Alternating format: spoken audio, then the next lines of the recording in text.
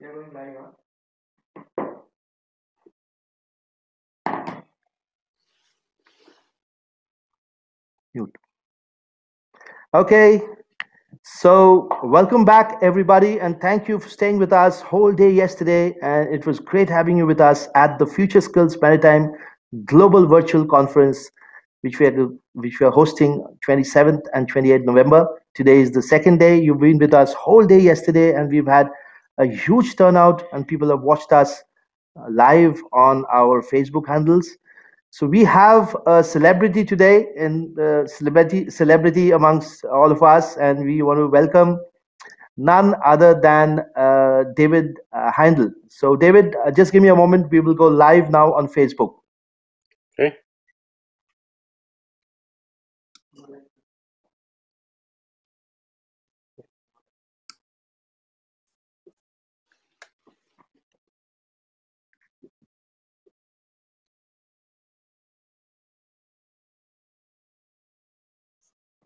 Yes, Dave, we are live now on Facebook and the world is watching us. Welcome to Dave Heindal, very well-known figure in the world, chairperson of the International Transport Workers Federation and Seafarers section. And Dave, it's cannot imagine how grateful we are that you took time out from your busy schedule. And I know it's 11 o'clock out there. It's almost midnight, and I hope you're safe and healthy. And I hope everybody, all your family, as well as everybody at the ITF, are safe and healthy. Before we begin, I want to just play a profile of Dave for our dear viewers. RK, can we have Dave's profile, please?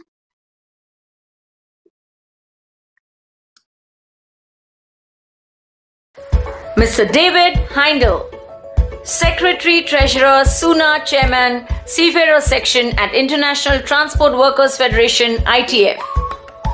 Mr. David Heindal has been the Secretary Treasurer of the Seafarers International Union North America since February 1997. He began his career with the SU in 1973, graduating from the union's affiliated training facility in Piney Point, Maryland. He worked in the engine department aboard deep-sea vessels before coming ashore in 1980 to work as a patrolman in his native New Orleans. In August 2002, he was elected Vice Chairman of the Seafarers section of the International Transport Workers Federation, ITF. Ever since, Mr. Heindal has worked both domestically and as part of delegations to international forums with the US Department of Homeland Security, the International Labour Organization and the International Maritime Organization on shipboard and port security issues, and also participated in the development of the ILO's new Seafarers Identity Document and the Maritime Labour Convention in 2006. At the ITF Congress in August 2010, he was elected chair of the ITF's Seafarers section, thereby becoming only the second American ever to hold the post. He was re-elected at the ITF Congress in August 2014 and then again in August 2018.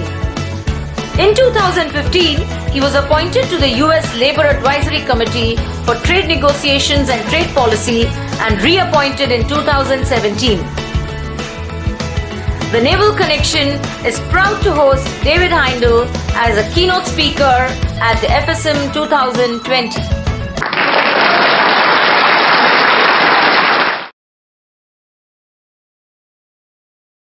Dave. Yes. Thank you again for joining us at the FSM 2020. It's over to you now, and the whole world is watching. Very good. Thank you very much.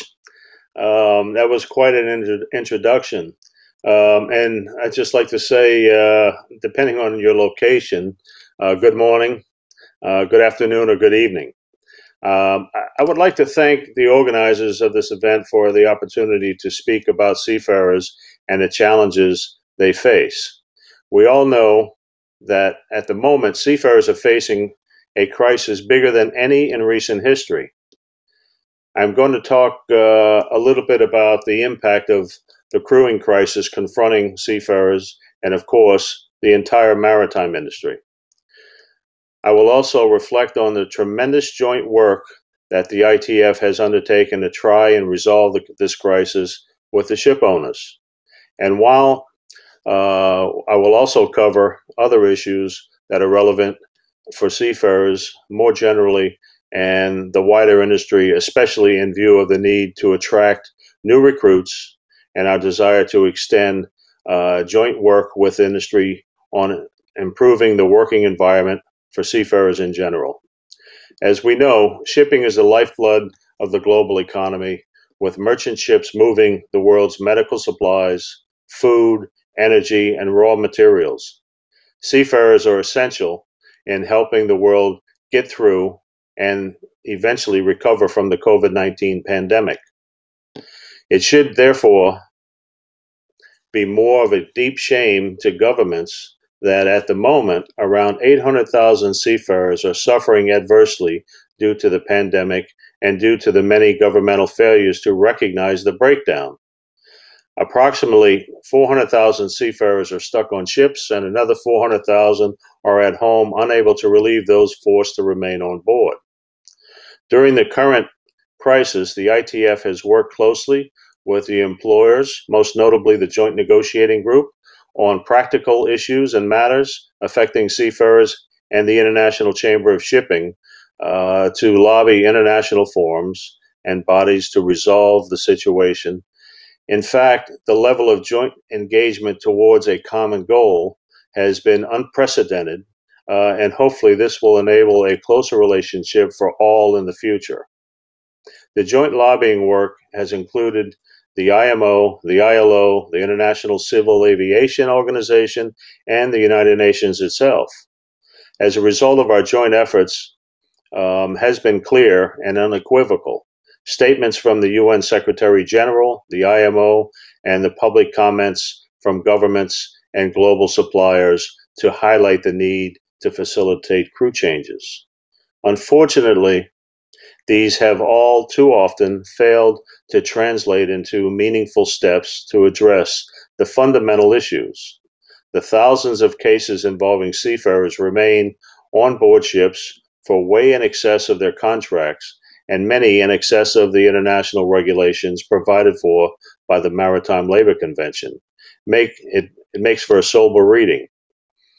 Earlier this week, we received notice that 3 Burmese seafarers were trying to get off and repatriated after being on board the Panamanian flag Ruby for 17 months. They have been requesting that their shipping company arrange repatriation for the last 6 months, but have received no response. Not surprisingly, they are suffering from severe stress and exhaustion. The ITF has numerous examples of other seafarers being held on board ships for more than a year due to the inability of ship owners, charterers, or governments to make crew changes happen. In total, we have now received more than 13,000 requests for help from seafarers since the pandemic began. Nearly 400 have been received just in the last week. Not being able to sign off has also sometimes led to non-payment of wages, lack of provisions on board, including basic provisions such as food and water. The industry is already one that is characterized by long hours. Tired and exhausted seafarers are likely to lead to more accidents and potentially terrible consequences for life and, of course, our oceans. So what is needed? Well, seafarers and many inland navigation workers cross borders, so they need to be properly respected and treated as key workers. We should also make the point that workers in the fishing industry have also been caught up in this crisis. Their industry is an even more dangerous one than shipping, and many cases of terrible treatment have been uncovered by the ITF. In the last few days, a Peruvian fisher died of COVID-19 on board a Portuguese flag vessel when in the port of Uruguay, Uruguay's capital, Montevideo. He had been showing signs of symptoms of COVID-19 and had remained sick on board for more than 30 days, but he was not brought in for treatment. Instead, the decision was taken to carry on fishing. Following ITF and employer lobbying, the United Nations agreed that seafarers and other marine personnel, as well as fishers, should be defined as key workers. But in many countries, this has not been enough to ensure that practical steps are followed through. We need to see consistency within national administrations. So, for example, commitments by transport departments are followed through by immigration personnel, and whereby visas can be issued in a timely manner. In addition, we need the departments of foreign affairs with labor supplying countries and port states to cooperate in assuring passports can be renewed and or extended for those trapped on board vessels, and either extended or issue visas. The same should be said for the seafarers waiting to join vessels. Further, during the pandemic, seafarers have struggled to get emergency medical treatment ashore, which is in breach of their rights under the Maritime Labor Convention. The ITF and its affiliates have had to intervene on many occasions to provide assistance. Sadly, the goodwill shown by the ITF and our industry partners at the beginning of this crisis has been abused. Initially, we recognized that temporary exemptions needed to be granted when the virus rapidly spread. But the international instruments, conventions, and regulations of both the ILO and the IMO have been continually breached. Seafarers have also been under extra strain during the COVID crisis due to reduced crewing, longer hours, and exemptions also given by flag states for minimum safe manning levels. We know that many ship owners are working hard and at great expense, I might add, to get crews repatriated, and we thank them for their efforts. But at the current time, it looks like the crewing crisis will be continuing for several more months as the second wave spreads around the world. This is a situation that is totally unacceptable and unsustainable. Those of us in the industry have done practically everything possible, short of shutting down the industry, to facilitate the easing of the crew change crisis. Now we need governments to recognize the importance of the industry, the significance of the human capital that keep their supplies and trade moving and store shelves filled. Without the efforts of the industry, labor, and governments working together, this crisis will linger on until the pandemic passes or there is a major catastrophe and forces governments to act. Unfortunately, seafarers will likely to carry the blame for any accidents that happen. Let us renew our efforts and continue to push governments to recognize the potential disaster that awaits us all. I want to turn now to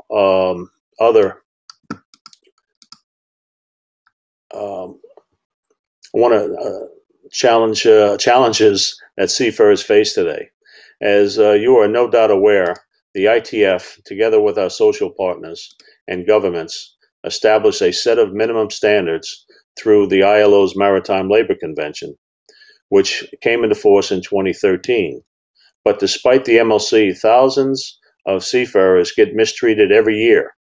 An example, seafarers are left abandoned in ports, many on substandard ships whose repair and maintenance regimes can be a horror show and whose respect for the ocean environments is negligible.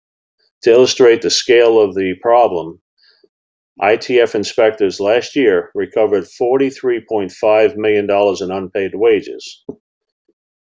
In addition, cases of double record keeping with the recording of hours of work are often uncovered, despite the fact that under current hours of work regulations for the industry, seafarers can work up to 91 hours per week. Seafarers also have other issues that can blight their careers. Criminalization and unfair treatment is one of the most alarming given the consequences for seafarers. When there has been a maritime accident or a pollution infringement, seafarers have often been arrested and denied the opportunity to return home to help build their defense case in the wake of any charges. The heavy spirit was, of course, one of the worst examples, but there remain instances of seafarers held in custody, and the unfair treatment continues. For example, on July 27th, 2019, Captain Lasota from the UBC Savannah was arrested by Mexican authorities, and his case has still not been brought to court. In a more prominent case, there are two seafarers from the motor vessel Waukesha now being held in jail in the Mauritius Islands, with the rest of the crew in hotels also denied the right to return home. The two senior officers are facing sentences of up to 60 years in prison. The ITF is seeking to enforce the IMO-ILO guidelines on the fair treatment of seafarers in the event of a maritime accident. For seafarers, piracy continues to have a very negative consequence. While attacks in the Gulf of Aden have significantly been reduced, the Gulf of Guinea in West Africa is a major problem. Earlier in November, 19 seafarers were kidnapped from two different ships, and there are many more failed attacks. It goes without saying that even when an attack is not successful, it can be a terrifying experience for seafarers. The ITF works with industry partners to seek protection for seafarers wherever required, and we will continue to do that. We also believe seafarers are entitled to the same conditions enjoyed by shore-based workers, as access to email and social communications is coming to be seen as a fundamental right. More attention should be given to providing access while at sea. The lack of communication facilities on board can add to the sense of isolation and loneliness. And we know that many seafarers suffer from poor mental health these days. The ITF believes that seafaring should be a desired career, not one just undertaken out of financial necessity.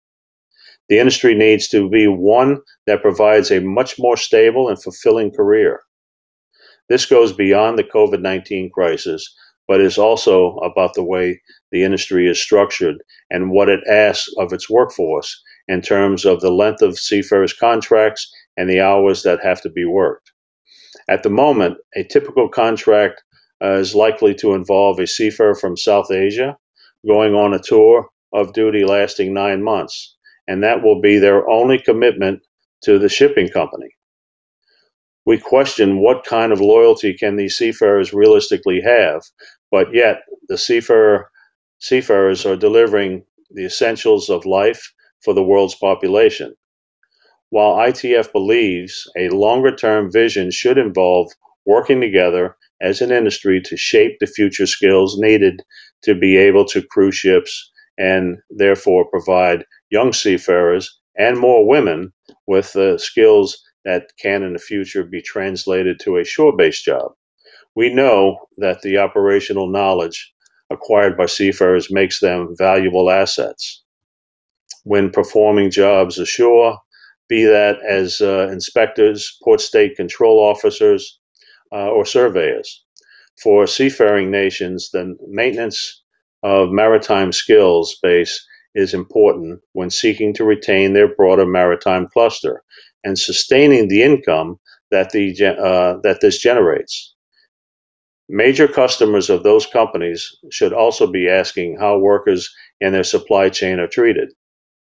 One positive development in trying to make progress on the crew change crisis has been a number of major companies, for example, Unilever, Pepsi, and Heineken, who have written to the United Nations in support of seafarers as key workers.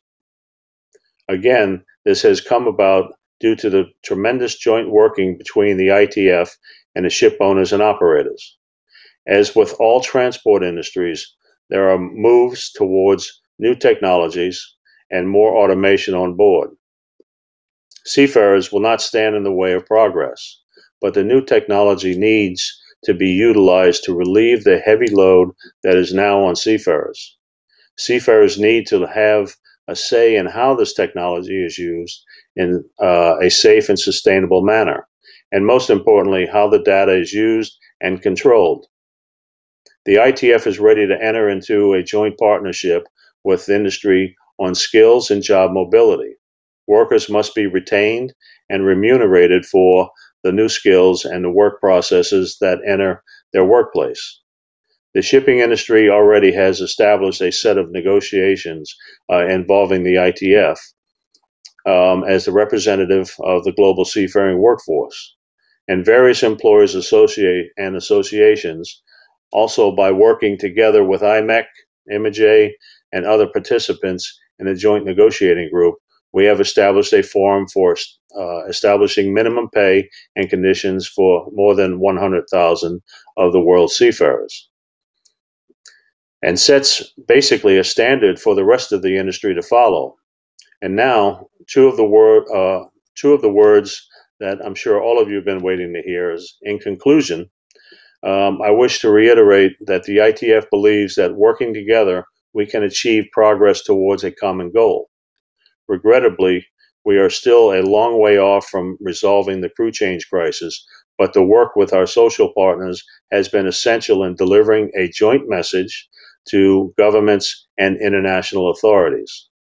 By sharing experiences and perspectives, we can together make the industry a better place to work for our seafarers and make it attractive for recruiting new and younger seafarers, including the recruitment of more women into the industry. The COVID-19 crewing crisis has severely impacted our world and notably our seafarers' lives, and what has happened represents a failure of the industry. That's all of us, even if it is mainly due to governments who have been the fault. We will continue to work with the industry to ensure that seafarers are classed as key workers and are safeguarded for the future. We hope that beyond COVID-19, the joint work between the ITF and the industry employers can broaden out to address the other issues that impact on seafarers and which I have outlined today. I am a strong believer that by working together, we can achieve anything we set our minds to. Effectively, change is almost impossible without industry-wide collaboration, cooperation, and consensus. Thank you for the attention, and I appreciate the opportunity to address this group today. And I'm here to answer any questions if you may have any. Thank you very much. Fantastic address, Dave. Thank you so much for the insights that you bring in. And we can really imagine how busy it has been to address all the concerns going on seafarers last almost a year. One question that comes to my mind, Dave, is something I want to ask, being a former seafarer. And is the complaints and this of course has something to do with the pandemic, but are the concerns of the seafarers being standard throughout the world, or is it sort of region centric and country centric? Are these complaints same from all across the world or similar? Well, if we're talking about the pandemic and trying to get crews repatriated, yes, it is generally the same. They're either beyond their contracts or they've been on a ship for a year or longer. So yeah, the requests generally are the same. I mean, we have. I mean, the 13,000 requests that I meant calls that we received were basically about the pandemic, but the ITF receives calls all the time on multitude of times during a day for assistance for other things, whether it's unpaid wages, supplies on board the vessel. It could be personnel issues. But the quote that I gave a minute ago for 13,000 was strictly for the pandemic. Fantastic. Okay. So I want to open this house now for question answers. All of you who are listening in, you can post your questions on the chat, and I will be happy to ask these questions to Mr. David Heindal.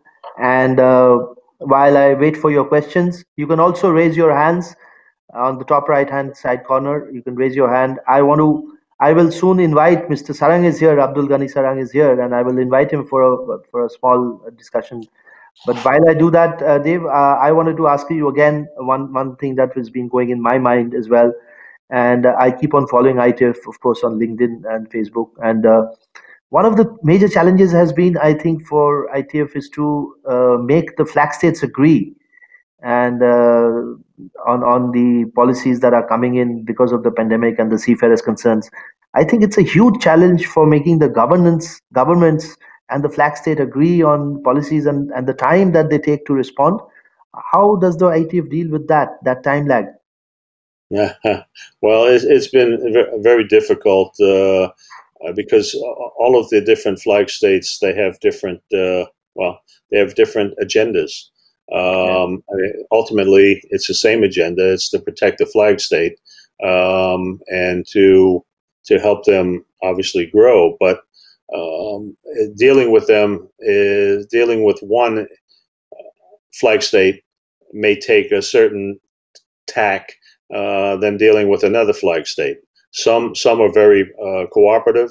Some they give you all of the lip service, but they to answer your question, yeah, we need the flag states to play a heavy role in this. We've been encouraging them to step up and play a role as a flag state should, and we have managed to get some of the flag states to work with us to a degree, but obviously they're not working together as a group of flag states. And I'm not talking about all of the flag states. I'm talking about what we would consider the big flag states, let's say, which is Panama, Liberia, Marshall Islands. They're the ones that really have the ships and the tonnage. They're the ones that can actually make a big difference if they wanted to.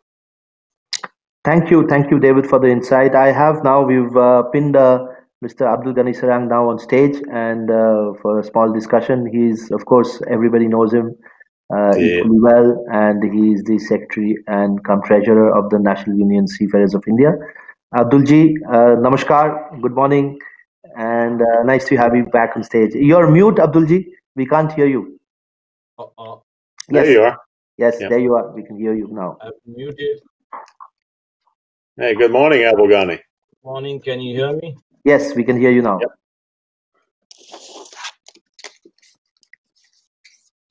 Can you hear me? Yes, we can hear you. Yes.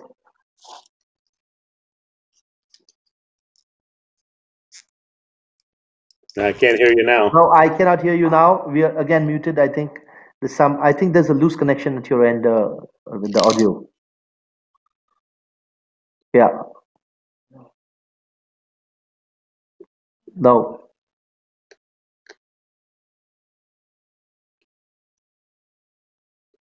We could hear you about a moment back. So probably you can try to adjust his earphone, or maybe you can try to remove it. So he's not on mute. Yes, of course. There is. Yeah, you are not on mute, Mr. Ghani. Can you remove your earphone and just speak into? Just remove your microphone. Just speak into the computer. Yeah. No, or you can just chat in maybe, and then I will ask, because I think there is some audio issues. Yes. Okay, no problem. So while he sets up, the host sets up his audio, I will ask you, David. You've been involved for many years, and in the ITF, and working very closely with the Transport Workers Federation. How is the trust relationship built between seafarers and the ITF? I know ITF is very trustworthy with taking up seafarers' issues with the government. But how has been the relationship with the seafarers going forward? And of course, in the pandemic, everything has changed. But even so do you run any seafarers campaign or any familiarization that seafarers have to take in order to get to you? Well, as far as seafarers' trust in the ITF, I think the percentage should be very high, because everything we do is to benefit the seafarers. There has been, over the last 9 months, some frustration on seafarers. They expect the ITF to sort of wave a magic wand and fix the problem. But as we all know, those of us that have been working the crew change crisis, it is a very big problem trying to get governments to come along, and not being able to fix the problem as of now. I think the seafarers would get frustrated. Certainly, we're frustrated. All of us that have been working the issue are just as fatigued as seafarers when it comes to trying to resolve the problem. But I think, in general terms, I would believe that the seafarers are satisfied with the ITF and the support that it provides to seafarers, no matter where you are in the world. So in general, I think our support is actually great. There's probably some things that we could do better to communicate with seafarers out there, but we try to allow the unions, say like NUSI and some of the labor supplying unions that are out there, we prefer them to communicate with the seafarers directly and just have us as backup if they need it. So we have to measure basically our communication and our reach to seafarers. If they need help, we're there for them. But we would prefer the labor supply unions actually be the front for any assistance that is necessary. Yes, in fact, that's exactly what I was going to ask you. My next thing is that ITF works with a lot of branches, and in fact, they are in very good relationship and work relationship with the unions across the world, and that's how we, in fact. So how is those relationships maintained throughout the year? Do you have these joint programs whereby, because you need to be speaking the same voice to the seafarers at all levels, right? We try, yeah. I think we do a pretty good job at it as well. Sometimes it's like anything else. There are differences of opinion, and we all come together for our maritime meetings, and that's where those differences of opinion are sorted out, and we come up with a one common solution. Some people would prefer it maybe to be different, but we all accept the outcome. It's all about consensus, and if we can reach consensus, generally we're all speaking, with the same microphone. If I could use that adage, but it is difficult sometimes to find that balance. We've been doing it for quite some time now, but we know that.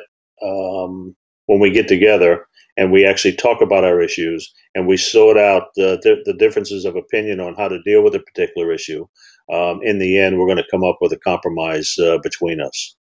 And that is spread out throughout the world. Can't hear you. Yeah, thanks, Dave. And we brought Mr. Sarang back again, and I hope this time his audio works. I hope it works. Yeah, there you are. Okay. There you are. Yes. Thank you. Dave, since just like to have a flavor of what we do, you have actually covered all the most of the point as far as the pandemic is concerned. But keeping in line with the platform which we are, future skills, there is always an apprehension. It is always focus that in the years to come, when the ships will come, autonomous ship will be coming, and seafarers will be losing jobs left, right, and center. I have my other views for that. I mean, my view is, the way things are being projected. Sometimes I think it is the business model who want to pursue, who want to push their business model. They are the ones who are projecting that it will go all haywire and seafarers will be no longer equal. Means, just to add a flavor, what is your take on that, as far as the autonomous ship is concerned and seafarers losing their jobs? Thank you. Well, today it's the words that are being used: autonomous and unmanned, and those are just new buzzwords in the industry. Any of us that have been in the industry for any length of time would know that the industry is ever evolving. It never stops. When I came into the industry in 1973, we had an average of about 40, 45 people on board every ship. today you may have 12, 18, at least under U.S. flag, we have 12 to 18 people on board. So, I mean, and that's all due to automation. And automation is what it was called up until these new guys came in, the Kongsbergs and such came into the industry and are looking to try to further push out further automation. But the bottom line is the industry is going to ever evolve, and if there's somebody that can produce some equipment that would make it easier for a seafarer to operate, certainly under the manning conditions we have today, we need more automation to give seafarers the ability to function properly, and also to be able to have some assured to be assured that he can count on that equipment. But the bottom line is it's always gonna change. Now, the day that who knows, maybe 40 years from now, long after most of us in this room are gone, perhaps there could be ships out there without any crews on there. But I don't know. I don't know how that can possibly work. I don't know how a computer can actually replace a human being. That's unfathomable to me. But who knows? In 30, 40 years from now, that could possibly be it. We don't know. And I'm sure the people that are making the equipment are going to do everything they can to push that equipment. But the bottom line is today we have seafarers out there. And even during, say, a transition period, there are going to be potentially or possibly ships with no crews, ships with crews, during that transition period. How are they going to work with one another? There's so many questions that are unanswered today. The only thing we can do is deal with what we have today, and hopefully, in the future builds of ships, they'll make it less strenuous than for crews than we have today.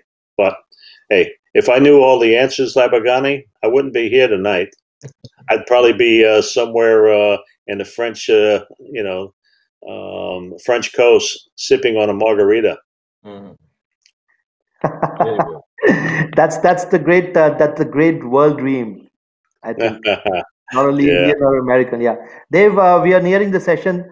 I can't thank you enough for spending time with us, and I know it's very, very late, almost midnight now in America. And again, we will be running this program live again for all our audience again and again in our Facebook and LinkedIn channels. Thank you, Mr. Abdul Ghani Sarang, for coming and joining us. As always, you have been extremely supportive for our events, and it's great to have you in your engagement in everything that we do. And of course, My pleasure. congratulations to NUSI and ITF Seafarer section. David, you're a huge name, and I as a seafarer, I have total trust in ITF. It's a relationship which we have, I think, with the ITF Seafarer section. We follow you always and whatever you do, and I wish you all the very best. And I would just like, since I have one very interesting in the chat, some master, I think Randeep Sajdev. Randeep, if you can hear me, if you're still in the program, it's a very interesting link you have posted, and I went to that link, and it's a survey of a seafaring survey. If you want, are you still there? If you want to talk about the survey, we just have 1 minute after which we are going to end this session. So if you can type a yes, then I will pin you on stage, and you can talk a little bit of the survey. And it's something to do with seafaring. Ask questions that I just went into it and saw. It might be a good forum to spread the survey around. If you're there. Captain Shaukat, by the time Ranbir is coming, Okay. I just want to mention that the thousands of seafarers, Indian seafarers, thousands in numbers, and the seafarers worldwide, the agreements which they are working, the best of the agreements which they are working are all due to the collective efforts of the ship owners and the ITF and the section chair. The chair of the section, you see him in person. This is the person who is responsible for the thousands of seafarers working on the best of the agreement. So this is what Dave Heindal is as the chair of our Seafarers section. Thank you so much. I just wanted to touch on Thanks that. for that, Abhigani. Fantastic. I've just sent an invitation to Randeep Sajdev, and if he accepts, then we have 1 minute. And Dave, at the end of the session, I would again want to wish you safe and healthy 2020. It's not been good anywhere else in the world, and we can just hope that things get better. Okay. I hope so for all of our sakes. Okay, and David, we'll be ending the session again with a big thank you. I will request both of you, if you can just pay a visit to the ARI booth on the left-hand side. As we end this session, on the left-hand side, you will have the arena, and there is the ARI icon in the arena. If you can click there and come to table 1, just for a 1 minute or 2 minute chat there, we'll be very, very happy, very, very pleased. Certainly. Also, yeah. Thank you very much. And namaskar, and thank you very much for joining and for your keynote address, Dave. It's been a pleasure. Great. Thank you very much. Thank you, Abhigani. Thank you, Dave. Okay, RK, we can end the session now, please.